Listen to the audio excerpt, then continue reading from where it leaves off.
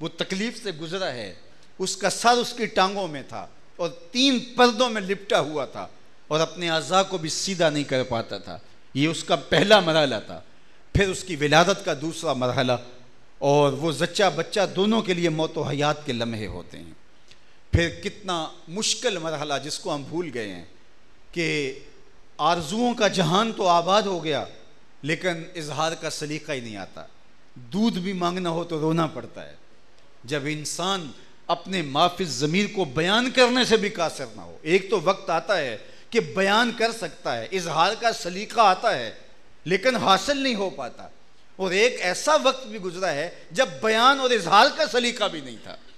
تو کیا بے چینی ہوتی ہے، کیا اضطراب ہوتا ہے۔ تو انسان کی زبان ہے، بولنا نہیں جانتا، ہاتھ ہیں پکڑنا نہیں جانتا، ٹانگیں ہیں چل نہیں سکتا، سنتا ہے سمجھتا نہیں، ماں بولی بھی نہیں جانتا، الفاظ اور حرف و صوت اور آہنگ سے آشنا نہیں ہے، تو کتنا مشکل مرحلہ تھا۔ خیر یہ بھی گزرا، اس نے بولنا بھی سیکھا، چلنا بھی سیکھا، اس نے پکڑنا بھی سیکھا، ایک ایک ادا سیکھی اس نے، اور اس کے بعد پھر لڑکپن میں محتاج ہے، اس نے سب کچھ سیکھنا ہے، زندگی کے نشیب و فراز سیکھنے، وہ لمحے بھی گزرے، استادوں کی ماریں بھی کھائیں اور ماں باپ کی جھڑکیاں بھی سہی،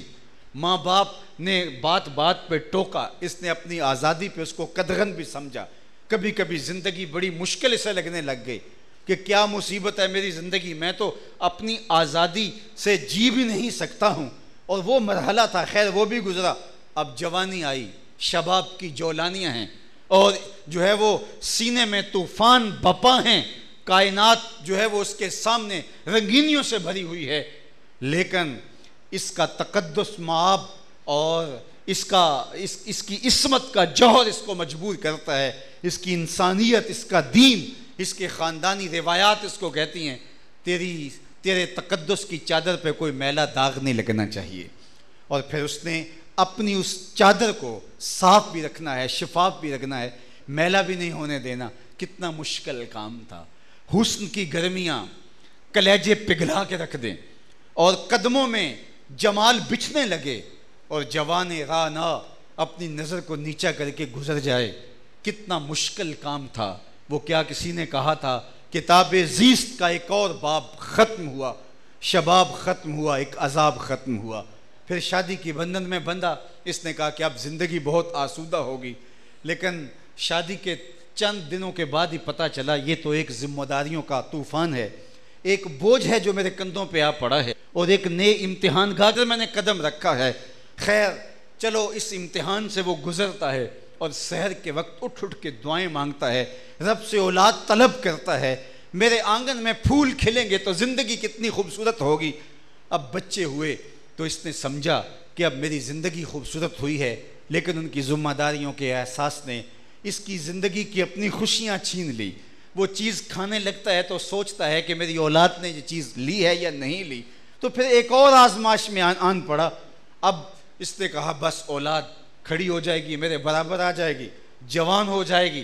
تو پھر میں جو ہے وہ آسودہ ہو جاؤں گا۔ تو جب اولاد جوان ہوئی، جوانی کی دہلیز پہ آئی، اور ان کی امنگیں اور آرزوئیں اور جو ہے وہ ان کی آوارگیاں اس کا کلیجہ توڑنے لگی، ایک نیا امتحان اس کے لیے شروع ہوا۔ اب یہ کہتا ہے مالک یہ جلدی جلدی معاملہ سمیٹ لیا جائے اور جلدی جلدی میں اپنے منصب سے، عہدے سے عہدہ برا ہو سکوں اور میں اپنی ذمہ داریوں کو نبھا سکوں اور اپنی اولاد کے فریضوں کو ادا کر سکوں۔ اس نے بیٹوں کی بیٹیوں کی شادیاں کی۔ اب سمجھا کہ اب تو میں بالکل فارغ البال ہو گیا ہوں، لیکن ابھی پتہ چلا بیٹی نے فون کیا سسرال سے کہ مجھے وہاں یہ دکھ ہے، تو کلیجہ ٹوٹنے لگا، زندگی اذیت میں مبتلا ہو گئی، گھر کے اندر ناچاکی پیدا ہوئی۔ تو یہ کہہ کے نہیں چھوڑ سکتا تمہارا میاں بیوی کا مسئلہ ہے، مجھے کیا غرض، میں تو فارغ ہو چکا ہوں، کلیجہ اس کا ٹوٹنے لگا۔ تو شروع سے لے کر آخر تک زندگی آزمائشوں کا نام ہے۔ اب اللہ قرآن میں سورہ یاسین کے اندر ارذل العمر کا ذکر بھی کیا۔ وہ وقت بھی آیا جب قوا مضبوط نہ رہے، جب آنکھوں کی بینائی کم پڑنے لگی، جب انسان کی زبان میں لکنت آنے لگی، جب چلتا ہے تو ٹھوکنے لگتی ہیں، یادداشت کھونے لگی، اور پھر وہ وقت آیا کہ ایک وقت تھا تو لوگوں کی نگاہوں کا مرکز تھا، جدھر کو تو چلتا تھا لوگ تیری مستانی چال کو دیکھتے تھے۔ اب تو گلاس پانی کا مانگتا ہے، پورے زور سے آواز دیتا ہے، تیری آواز پہ کوئی لبیک کہتا ہوا گھر سے بھی اٹھ کے نہیں آتا، تو کیا بے بسیوں کی زندگی ہے، کیا لمحے بے تاب ہیں۔ اور وہ وقت بھی آیا کہ بیماری طول پکڑی اور گھر والوں نے اکتاہٹ چہروں پر سجانا شروع کر دی، اور ایک وقت آیا کہ بابا کھانستا ہے، بچے ڈسٹرب ہوتے ہیں، امتحان سر پہ ہیں، تو کہا چلو اس کی چارپائی برآمدے میں رکھ دی جائے، اور اب بول و براز بھی چارپائی کے اوپر ہونے لگا، اور وہ اگر دھوتے بھی ہیں تو منہ پہ کپڑا رکھ کے دھوتے ہیں۔ اب یہ لمحے کتنے تلخ ہو گئے، اب بندہ موت کی دعا مانگنے لگا۔ اللہ فرماتا ہے کہ اے انسان، میں نے تجھے زندگی دی تھی، یہ میرا احسان تھا، ثم اماتہ فاقبرہ، میرا یہ احسان بھی تجھے ماننا پڑے گا، میں نے موت عطا کی۔ اگر اب تو اڑ جاتا، پھنس جاتا اور میں تجھے موت نہ دیتا، گھر والے تیرے سے تنگ، سارے یہ کہہ رہے ہیں دعا کرو اللہ بابے کو پردہ دے دے، اور یہ تیرے سامنے ہی کہہ رہے ہیں کہ دعا کرو اللہ اسے پردہ دے دے، بتا تیرے دل پہ کیا بیتتی ہے اس وقت، اور اس وقت میں تجھے پردہ بھی نہ دیتا تو بتا تیری حالت کیا ہوتی، اس وقت تجھے موت بھی نہ آتی، تجھے زندگی دی تھی تو یہ میرا احسان تھا، تجھے جوانی اور شباب کی جولانیاں بخشی، یہ میرا احسان تھا۔ اب تو بوڑھا ہو گیا ہے، تو نے ساری زندگی کمائی کر کے خوبصورت گھر بنایا ہے، لیکن اس گھر کو اپنے لیے اب تنگ محسوس کرنے لگا، گھر والے تیرے سے تنگ ہو گئے، تیرا پردہ سارے مانگ رہے ہیں، دعا کرو اللہ اسے پردہ دے دے۔ اللہ کہتا ہے بتا اگر میں نہ پردہ دیتا تو کیا کرتا، ثم اماتہ، میرا احسان مان کہ میں نے تجھے موت عطا کی۔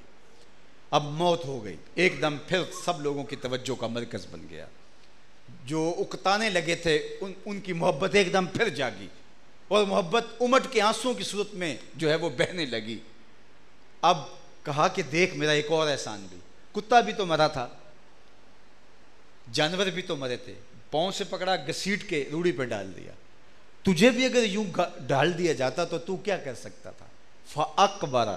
میرا احسان مان، میں نے موت کے بعد پھر تجھے ذلیل نہیں ہونے دیا، میں نے تیری عزت رکھی، میں نے کہا اس کے لیے چھوٹا سا گھر بناؤ، اس کو چٹے لباس کا کفن دو، اس کو خوشبو بھی لگاؤ،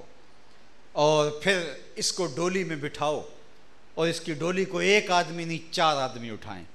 اور پھر کہا کندھے بھی بدل بدل کے اٹھاؤ، اور پھر کہا زیادہ تیز بھی نہ چلنا، میرے شاہکار کو جھٹکا نہ لگ جائے،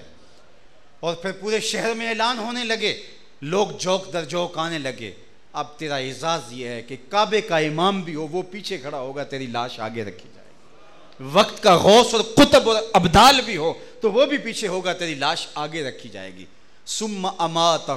فاقبرہ، ہم نے موت بھی دی، یہ بھی ہمارا احسان تھا، ہم نے تیرے لیے قبر کا اہتمام کیا، یہ بھی ہمارا احسان تھا۔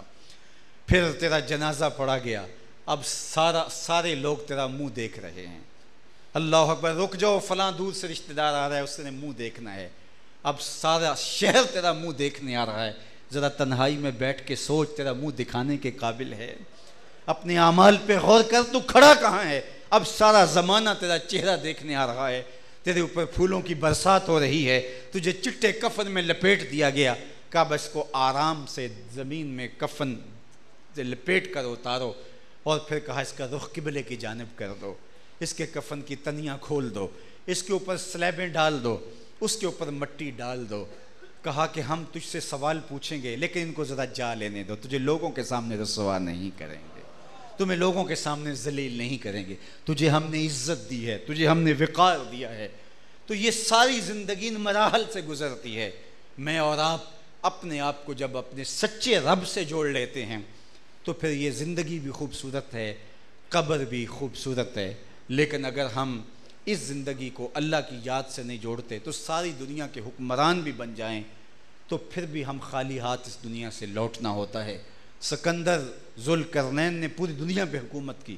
جب مرنے لگا تو اس نے وصیت کی کہ میرے ہاتھ کفن سے باہر نکالے جائیں اور یوں میرا جنازہ اٹھایا جائے، تو کسی نے کہا کہ اس بات کی سمجھ نہیں آئی، تو کہا میں دنیا کو بتانا چاہتا ہوں کہ خالی ہاتھ جا رہا ہوں،